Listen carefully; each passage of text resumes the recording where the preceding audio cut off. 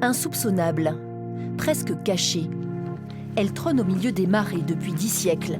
À 6 km de Bordeaux à vol d'oiseau, c'est la forteresse médiévale de Blanquefort. Amélie, Jacques et Henri sont membres d'un groupe d'archéologie qui a sorti la forteresse de l'oubli. Première mention de la seigneurie de Blanquefort, c'est 11e siècle, on va dire. Donc très vite, cette forteresse, au milieu des marais, protégée naturellement par toute cette ceinture d'eau autour d'elle, mais forcément, elle a acquis très vite une dimension stratégique très forte. On l'a surnommée le verrou de Bordeaux.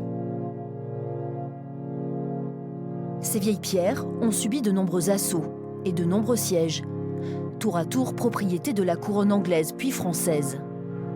La dernière grande bataille dans ces murs date de 1453. Une des tours d'artillerie qui ont été construites à la fin du XVe siècle, après la guerre de Cent Ans, par le nouveau propriétaire de la forteresse à cette époque-là, donc qui est Antoine de Chabannes, qui est un des capitaines de Charles VII et qui a été du coup pas mal impliqué dans la guerre de Cent Ans.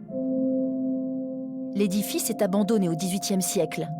Après la Révolution française, il servira de carrière pour la construction des maisons de la commune.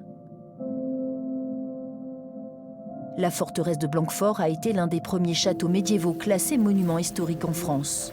Les premiers actes, c'est 1200.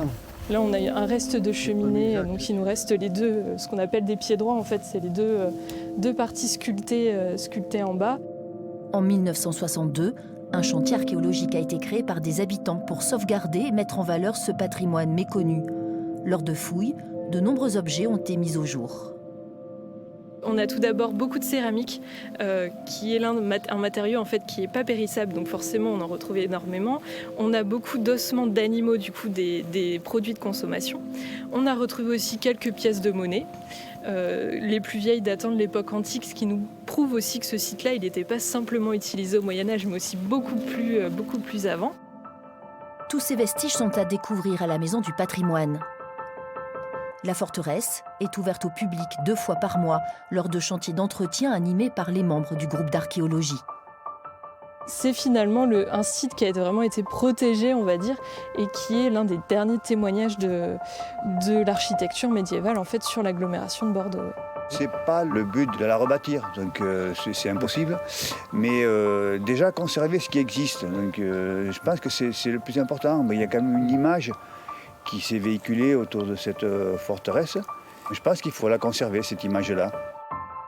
Découvrir ce lieu, c'est plonger dans l'histoire locale, mais aussi l'occasion d'une jolie balade, car le site est devenu le fief des faucons et des chouettes effraies.